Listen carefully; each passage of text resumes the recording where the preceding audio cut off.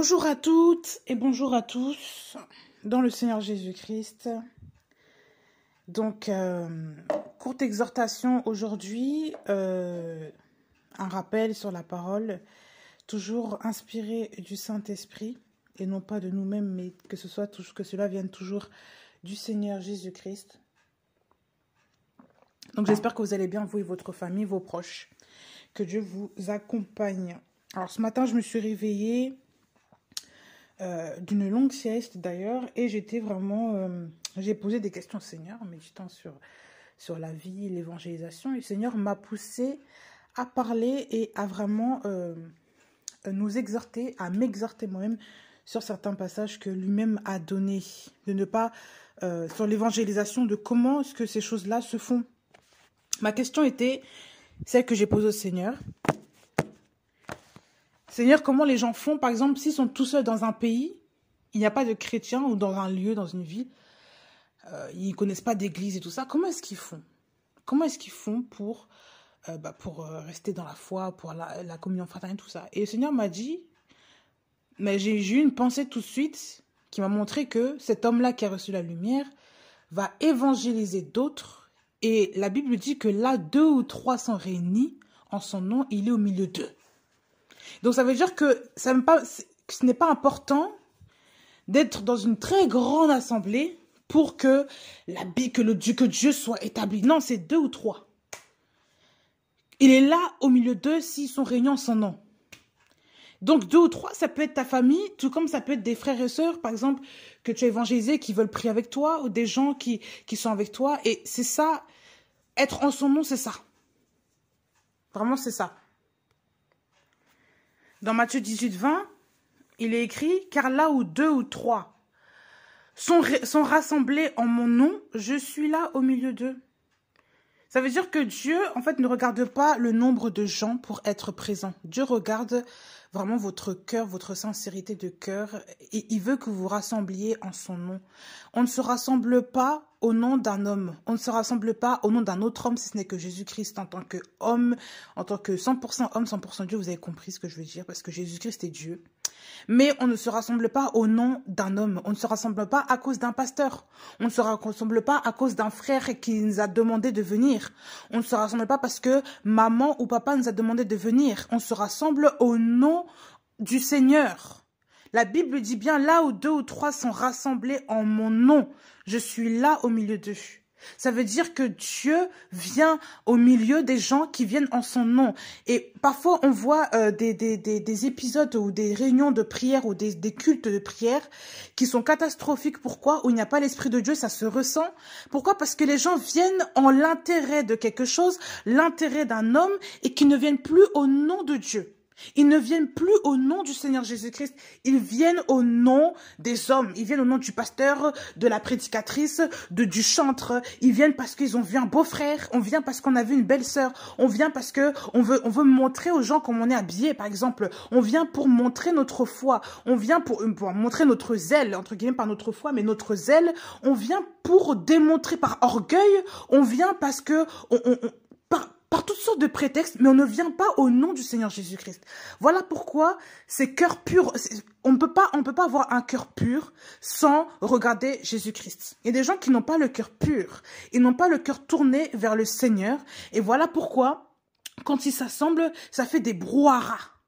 Ça crée des perturbations spirituelles terribles. Et c'est pour ça qu'il y a des esprits de jalousie. Il y a l'esprit de jalousie entre les frères et sœurs, l'esprit de concurrence, l'esprit de lourdeur, l'esprit de désordre.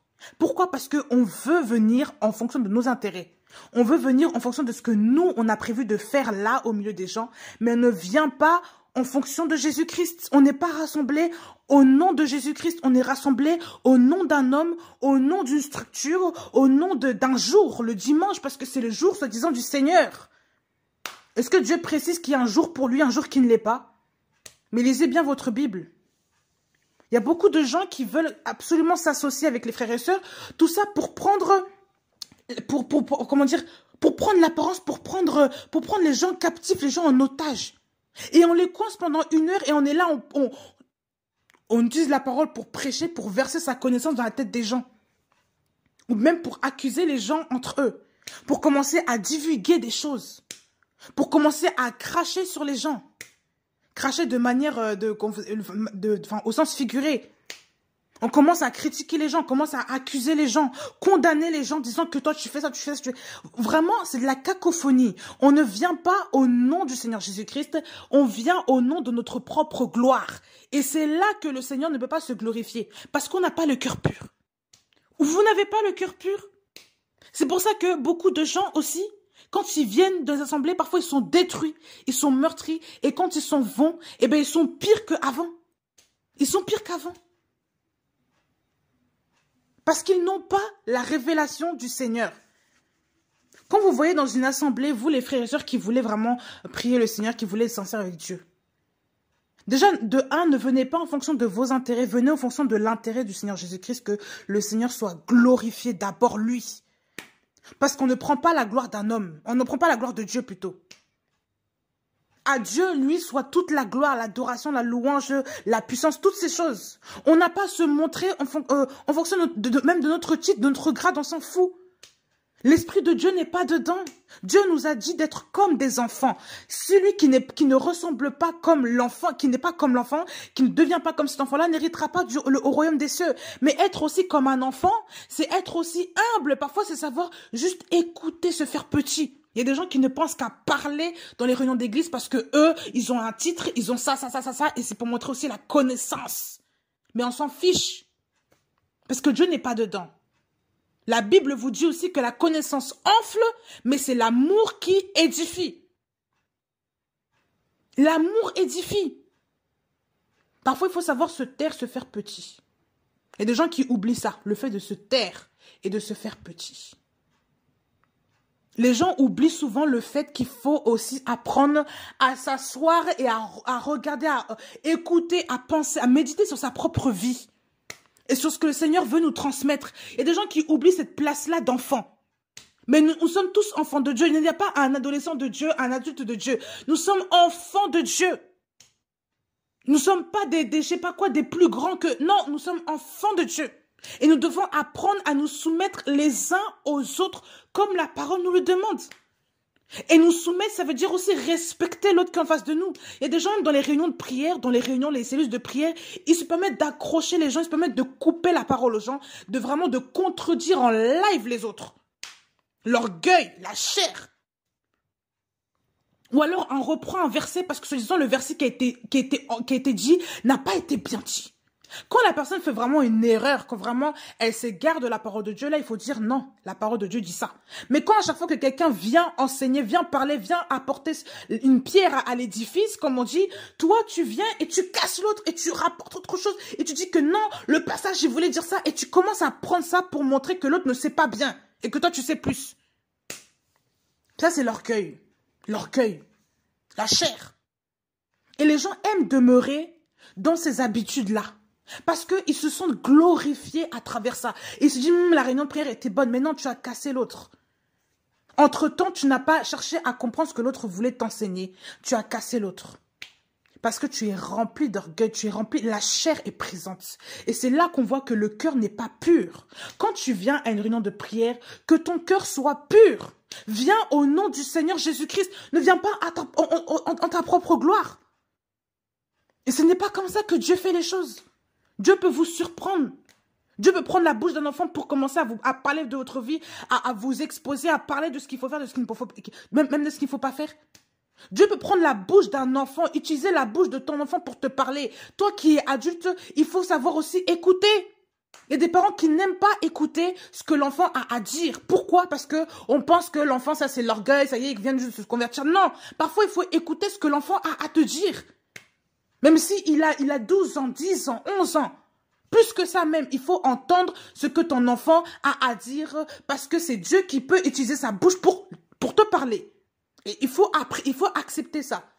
Nous sommes des enfants de Dieu. Nous devons rester humbles les uns envers les autres. Il n'y a pas quelqu'un qui est au-dessus.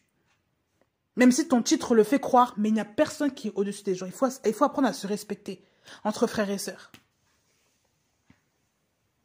Ben oui. Même ceux qui sont plus vieux dans la foi. Ne commencez pas à casser les jeunes gens parce qu'ils ont reçu quelque chose du Seigneur. Vous voulez absolument les contredire parce qu'ils connaissent mal ou machin. Il faut arrêter ça. Ce n'est pas encourageant et ça déstabilise les gens. Et souvent, il y a des gens qui se découragent comme ça parce que vous êtes des gens qui cassez. Vous n'avez pas d'amour. Vous êtes là, vous êtes remplis d'orgueil comme les pharisiens. Vous êtes remplis de connaissances, mais vous n'avez pas l'amour dans votre cœur. Dans 1 Corinthiens 13, il est dit, quand tu peux avoir tous les dons, tous les dons, tous les dons. Si tu n'as pas l'amour, tu es comme une cymbale qui retentit.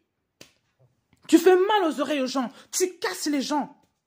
Tu peux avoir toute la connaissance. Tu peux avoir tous les dons. Tu peux être l'archibishop. Tu peux avoir des révélations terribles. Tu peux avoir une présence là qui intimide les gens. Mais si tu n'as pas l'amour, qu'est-ce que tu es? Tu n'es rien. Les choses qui demeurent là, c'est... On va reprendre ce passage rapidement pour parler, pour vraiment éclaircir les gens. Nous éclaircir, nous, à nous tous. Parce que personne n'est arrivé. 1 Corinthiens 13, 13. Or maintenant, ces 3 choses demeurent. La foi, l'espérance et l'amour, mais la plus excellente de ces 3 vertus, c'est l'amour. Tu peux avoir la foi, l'espérance. Si tu n'as pas l'amour, je t'assure, tu n'es rien. Parce que la chose qui va rester là, c'est l'amour. Et l'amour est l'essence même, la représentation. Vous comportez comme des gens là qui je sais pas, vous êtes froid, vous avez la connaissance, vous pensez qu'à casser les gens. Non. On ne casse pas les gens, on reprend les gens. Quand vraiment il y a une erreur et on reprend dans la douceur, dans le but d'édifier. Et la correction ne doit pas être systématique à chaque fois. Il faut arrêter ça. Il y a des gens qui se permettent toujours de corriger les gens parce qu'ils ne connaissent que ça. Parce qu'ils veulent montrer aujourd'hui qu'ils sont quelqu'un. Mais il faut arrêter avec ça. Ça, c'est l'orgueil aussi qui vous pousse toujours à vouloir corriger, maltraiter les gens, toujours devant les gens pour montrer que voilà, ils ne sont pas, ils ne sont rien, ils ne sont rien, ils ne sont rien.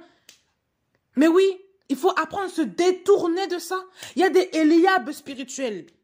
Le grand frère de David, il voulait le corriger. Oui, toi, on connaît ton, il a dit à son frère, à David, il a dit, nous là, on connaît ton orgueil, on connaît ta malice, tu es comme ça, comme ça, comme ça. Qu'est-ce que David a fait?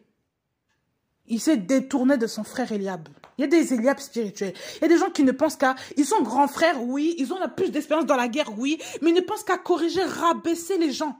Et en disant des choses qui peuvent être vexantes. Et souvent, si les gens n'ont pas assez de caractère, s'ils n'ont pas assez d'assurance, ils vont être blessés, ils vont se taire alors que Dieu veut les utiliser à parler. Mais non, à cause de ces Eliab-là, il y a beaucoup aussi de David qui sont... voilà... Un jour, qui ne deviendront jamais ce qu'ils devraient être. À cause des gens comme ça. Parce que vous détruisez les gens à travers vos mots, à travers vos comportements entre vous. Quand vous vous réunissez, vous détruisez les gens. Voilà pourquoi les gens ne veulent plus se réunir avec vous. Parce que vous êtes des gens qui cassez l'ambiance. Vous n'avez pas de tact. Vous n'avez pas d'amour. Vous ne cherchez pas à rester comme des enfants, à apprendre. Vous cherchez seulement à enseigner, à donner, alors que souvent, même vous êtes vide, vous n'avez rien. Vous êtes sec, il n'y a pas d'eau dans votre cœur. Parce que s'il y avait vraiment la parole aussi allait vous reprendre par rapport à ces comportements-là.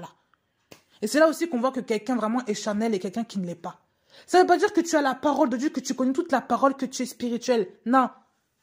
Ça veut rien dire. Les pharisiens aussi connaissaient la loi, n'est-ce pas? Ils connaissaient la loi plus que les gens, non? Mais est-ce qu'ils avaient la révélation de Dieu? Ils ne l'avaient pas. Il y a beaucoup de gens... Les pharisiens ne sont pas morts. Les pharisiens existent toujours. Yes, il y a leurs descendants ici, là. Mais oui.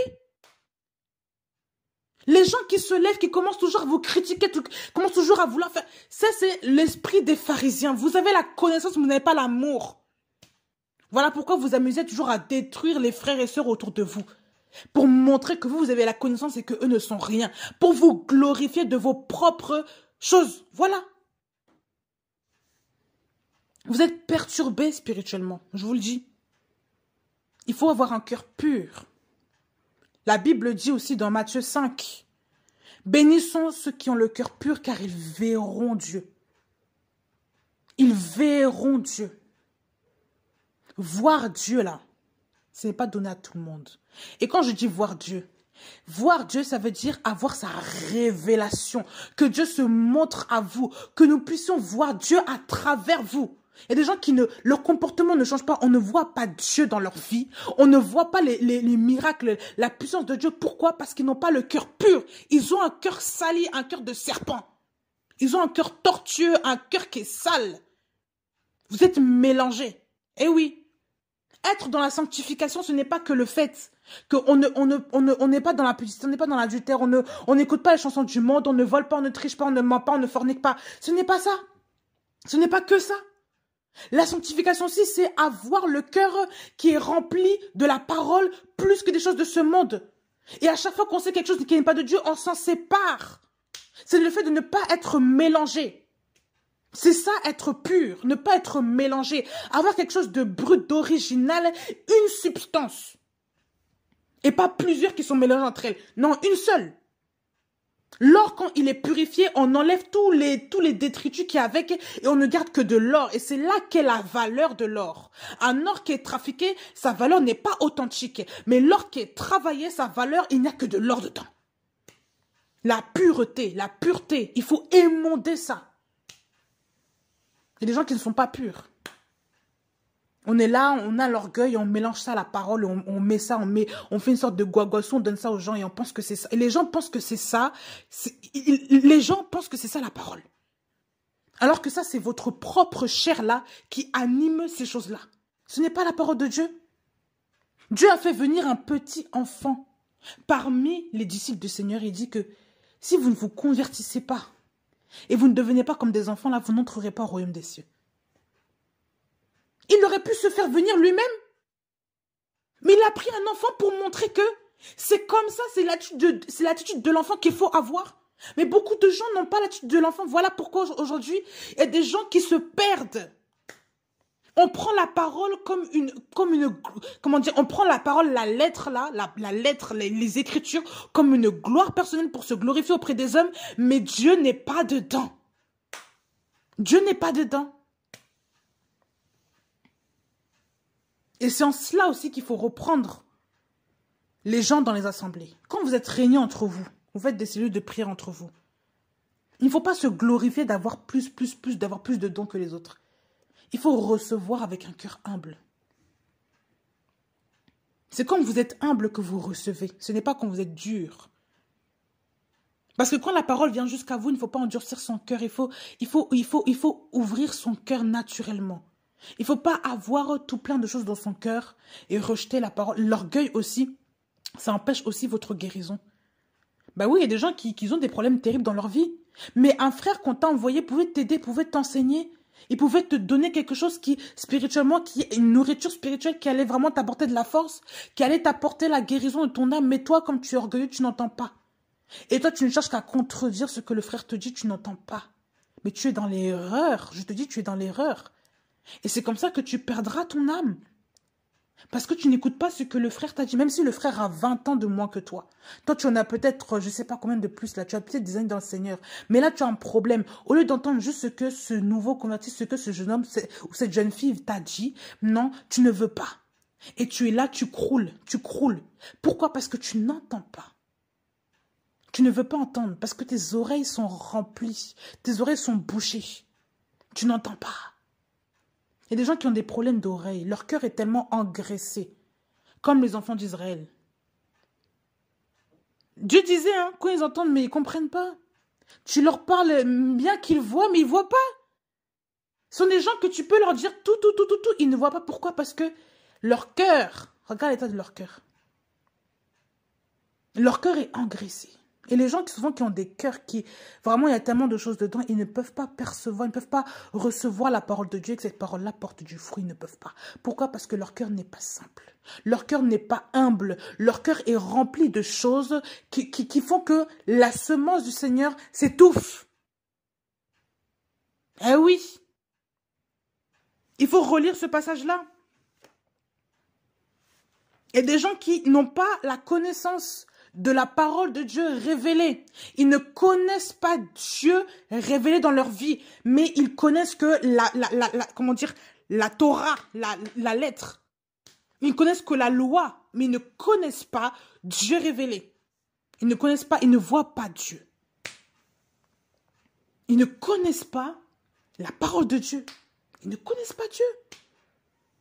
Ils ne cherchent pas à connaître Dieu. Ils ne cherchent pas à ressembler au Seigneur. Ils cherchent à ressembler à un théologien, à un pharisien, à un enseignant de la parole.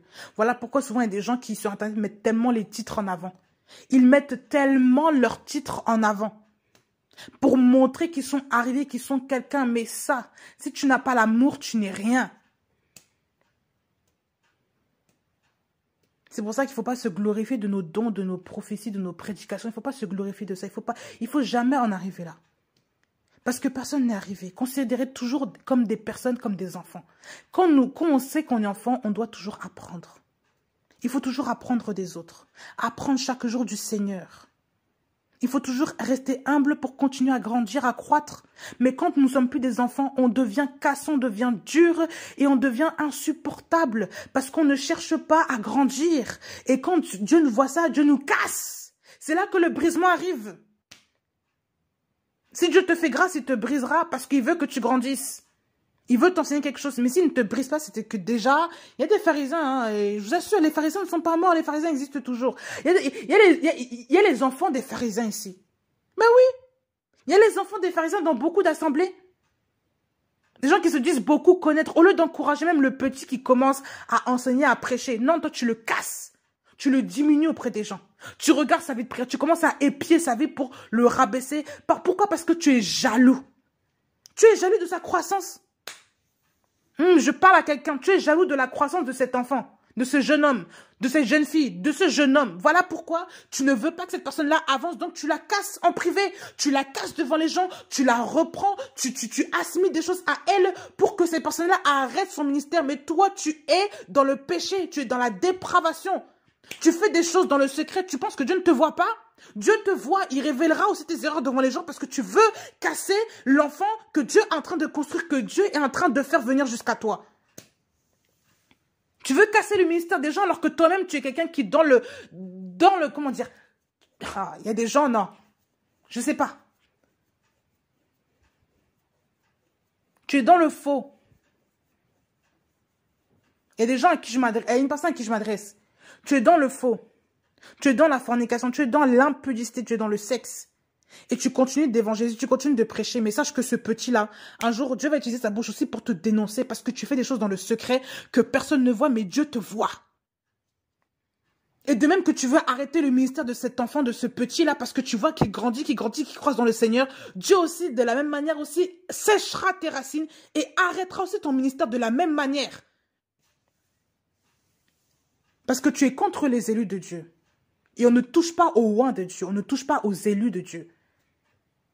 Il faut faire très, très attention à ce que vous faites. Dieu, on ne rigole pas avec Dieu. On ne plaisante pas avec le Seigneur. On ne plaisante pas avec la parole de Dieu, avec la vie de Dieu, avec les enfants de Dieu. Il faut laisser les gens croître. Concernant aussi l'évangélisation, vous êtes réunis entre vous, gloire à Dieu. Dieu vous a fait grâce. Mais il faut comprendre une chose, que l'évangélisation n'est pas une chose qui est décrite de manière ostentatoire, qui est un protocole, une théorie, une marche à suivre. Qu'est-ce que Dieu a dit dans Matthieu 28, verset 19? Qu'est-ce qu'il a dit aux disciples? Allez et faites de toutes les nations des disciples, les baptisant dans le nom du Père, du Fils et du Saint-Esprit. Allez, faites de toutes les nations des disciples, les baptisant dans le nom du Père, du Fils et du Saint-Esprit. Allez, faites de toutes les nations. Ça veut dire que déjà, quand Dieu t'envoie, il te dit, faites de toutes les nations. Il ne regarde pas la couleur. Il ne regarde pas, je sais pas quoi, le milieu social. Comment dire, pas la classe sociale. Oui. Il ne regarde pas je sais pas quoi, enfin même la manière de, je sais pas, la culture des gens. Faites de toutes les nations des disciples. Toutes. On ne regarde pas à la race des gens. On ne regarde pas à la culture des gens. Ça veut dire que si un Indien vient devant toi, tu ne le critiques pas par rapport à son habit, par rapport à sa culture, par rapport à sa mentalité. Si Dieu t'a appelé, si Dieu t'emmène à parler à cette personne-là, ne va pas commencer à refuser. Pourquoi? Parce que tu n'aimes pas les Indiens. Ne fais pas comme Jonas. Jonas ne voulait pas aller dans le pays dans lequel Dieu lui a dit. Pourquoi? Parce que c'était un endroit qui était vraiment... que ces peuples-là étaient les ennemis des Israélites. Et qu'en réalité, ça révélait son racisme. Il n'aimait pas ce peuple-là. Pourquoi? Parce qu'ils étaient ennemis des Israélites. Ben oui. C'est comme Dieu, par exemple, je ne sais pas, tu es d'une ethnie africaine. Dieu t'envoie dans l'ethnie la plus jurée. On t'envoie dans l'ethnie qui est ennemie de la tienne. Dieu te dit, tu vas parler à ce peuple-là. Toi, tu ne veux pas. Pourquoi? Parce que tu es d'une autre ethnie. Donc finalement, en fait, tu es tellement... On t'a fait grandir dans le fait qu'il ne faut pas aimer ces gens-là que tu commences à ne pas les aimer. Et toi, tu penses que c'est normal. Et donc, tu refuses l'appel du Seigneur. Tu refuses d'aller là-bas, bien que le Seigneur t'a appelé. Pourquoi? Parce que tu ne veux pas être en contact avec ces gens-là. Tu n'aimes pas les Chinois, donc tu ne vas pas en Chine là-bas alors que Dieu t'appelle en Chine. Tu ne vas pas au Maghreb alors que Dieu t'appelle avec un Maghrébin à aller au Maghreb. Mais toi, tu ne veux pas. Pourquoi? Parce que le racisme. Les gens sont racistes. Les gens ne sont pas tous racistes. Et les gens, même si Dieu t'envoie là-bas, c'est qu'il y a une œuvre à faire. Donc tu ne parles pas comme ça. Même si on t'a dit que là-bas, les gens sont racistes. Qu'est-ce que Dieu lui t'a dit? Mais oui, mais Dieu vous voit quand vous parlez seul, là, quand vous parlez avec les gens. Dieu vous voit, Dieu voit vos pensées, Dieu voit vos cœurs. Et ils sondent vos cœurs. Ils disent, il y a une peur de ces gens-là. Il y a une peur de la discrimination. Il y a une peur du racisme envers elle ou envers lui. Il y a une peur de ça. Donc, je vais quand même l'envoyer là-bas pour vraiment casser cette peur-là et pour faire mon œuvre aussi à travers elle. Ben oui.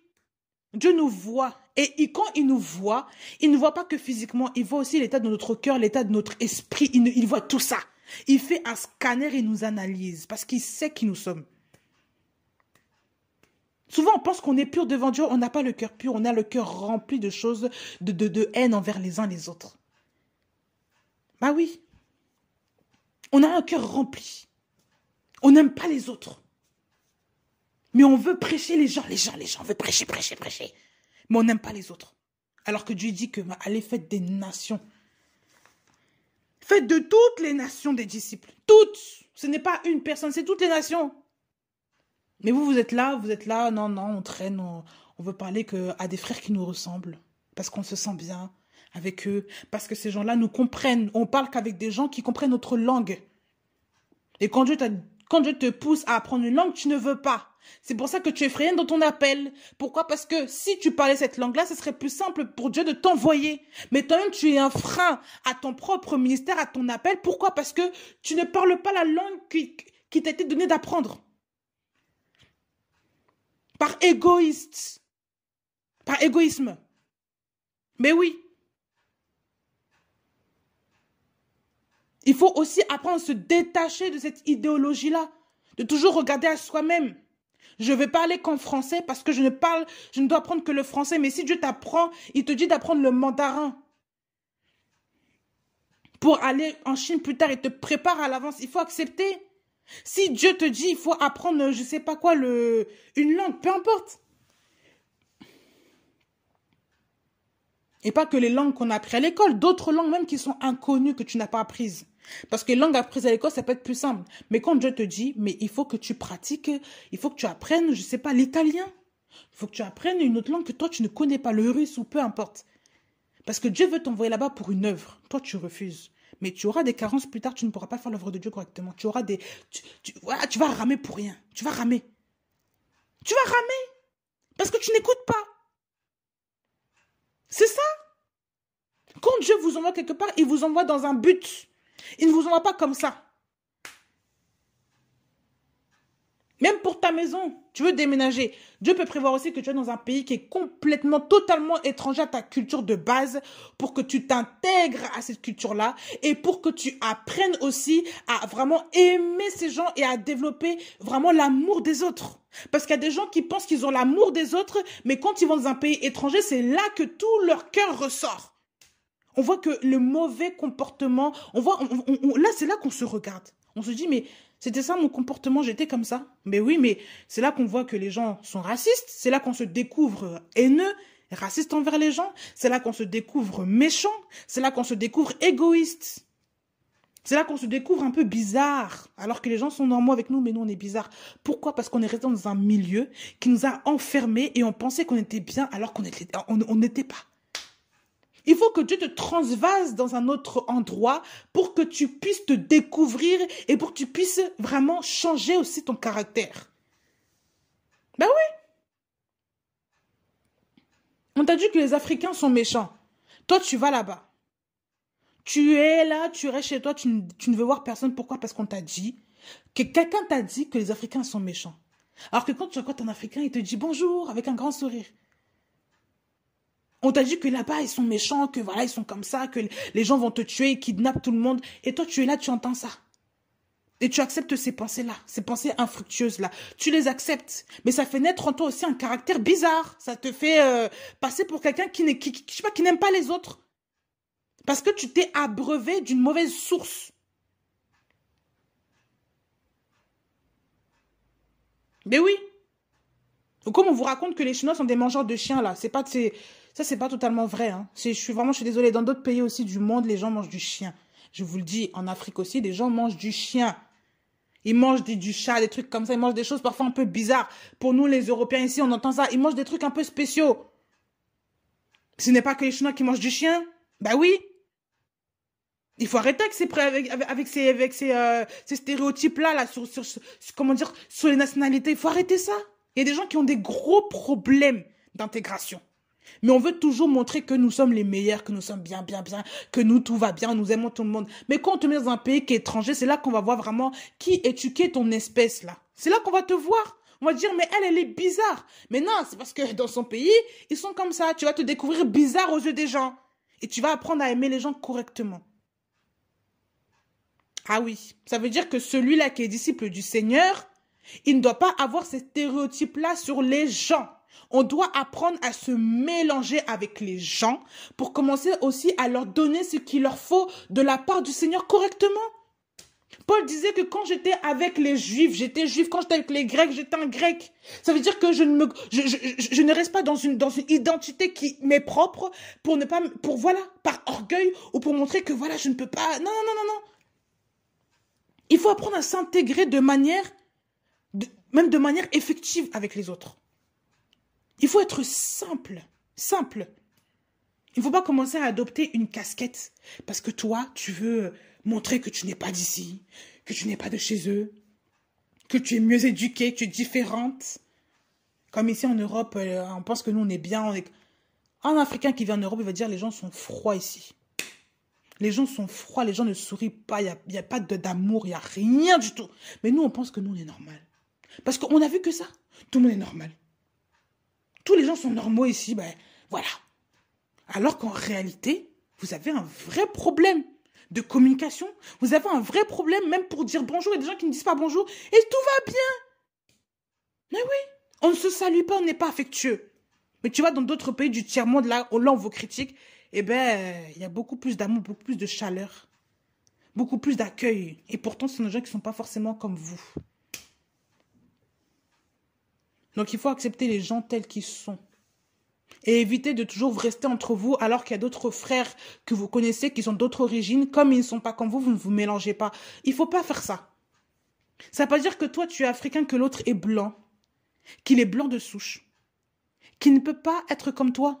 Qu'il ne peut pas partager des moments avec toi. Ça ne veut pas dire que ta sœur est espagnole et que toi, tu es italien, que tu ne peux pas partager des moments avec cette sœur-là. Ou ce frère-là. Ça ne veut pas dire que l'autre est chinois, que toi tu es maghrébin, que tu ne peux pas partager des moments avec l'autre. Ce n'est pas vrai. Il faut couper ces mentalités-là. Il faut arrêter de faire des églises, je ne sais pas, des assemblées noires, des assemblées congolaises, assemblées nigériennes, assemblées blanches, assemblées françaises, assemblées de France, assemblées de je ne sais pas. Il faut arrêter ça. C'est l'assemblée du Seigneur. C'est l'église du Seigneur avant toute chose. Ce n'est pas l'église d'un homme, ce n'est pas l'église d'un pays ou d'une ethnie. C'est pour ça même qu'il ne faut pas parler, si vous êtes dans un pays qui parle une langue particulière, par exemple vous êtes en France, faites les cultes en français. Arrêtez de faire des cultes en lingala ou de parler en lingala, à moitié en lingala. Vous êtes dans un pays qui est français. Vous pensez vraiment que c'est tout le monde qui comprend le lingala? Hein? Et même si les gens, ils sont tous noirs, mais est-ce qu'ils sont tous congolais pour commencer à parler le lingala à tout le monde là? Ça, c'est pas des choses à faire. Et jusqu'à il y en a même qui vont commencer à faire apprendre le lingala aux gens pour que les gens comprennent. Ça, c'est pas normal. Je vous le dis, c'est pas normal. Les gens ne sont pas de votre origine. Il faut que vous respectiez aussi le fait que les gens ne sont pas comme vous. Il faut respecter ça. Et il faut aussi apprendre à parler d'une langue commune pour que l'évangile aussi atteigne tout le monde. Et non pas parler à une langue en particulier, commencer à dire, ah, toi, tu ne comprends pas lingala, tu ne comprends pas lingala. Et ça fait quoi? Les gens sont obligés. Parlez une langue que tout le monde comprend. Arrêtez de parler votre langue entre vous. Ça fait sectaire et Dieu n'aime pas ça. L'évangile est pour tout le monde. Dieu a donné sa vie pour tout le monde. Il n'a pas donné la vie pour les Congolais. Il n'a pas donné sa vie pour une ethnie, juste pour les Chinois. Il n'a pas donné sa vie juste pour les Noirs ou les Maghrébins ou les je sais pas quoi. Non, il faut arrêter ça. Dieu a donné sa vie à qui? Pour le monde entier. Pour que tout le monde soit sauvé. Tout le monde. Dieu n'est pas un Dieu de couleur, de race. Donc faites attention à ces choses-là. Il faut faire attention à ça. Par rapport à l'évangélisation aussi. Il faut comprendre que quand Dieu, par exemple, vous envoie à enseigner d'autres personnes à l'extérieur, il vous dit que, par exemple, vous allez dans une vie, vous allez commencer à parler des gens, vous êtes appelé, vous êtes touché pour, conduit par l'esprit pour aller voir des gens, machin, machin. Il ne faut pas faire des dictons, des choses disant que oui, il faut évangéliser comme ça, Jésus t'aime, Jésus te sauve. Non, non, non, non, non. Il faut se laisser conduire par l'Esprit de Dieu. Ça veut dire qu'il faut arrêter de faire des fiches précises là, d'évangélisation pour que les gens prennent ça, lisent et parlent aux autres. Parce que selon la personne qui est en face de toi, Dieu aussi te dira ce qu'il faut te dire. Et ça, on le voit dans Matthieu 10 au verset 19. La Bible dit que, mais quand ils vous livreront, ne vous inquiétez pas de ce que vous aurez à dire, ni comment vous parlerez, car ce que vous aurez à dire vous sera donné. Car ce que vous aurez à dire... Ah, attendez. Car ce que vous aurez à dire vous sera donné à l'heure même. Car ce n'est pas vous qui parlerez, mais c'est l'Esprit de votre Père qui parlera en vous. Il ne faut pas chercher à parler par soi-même.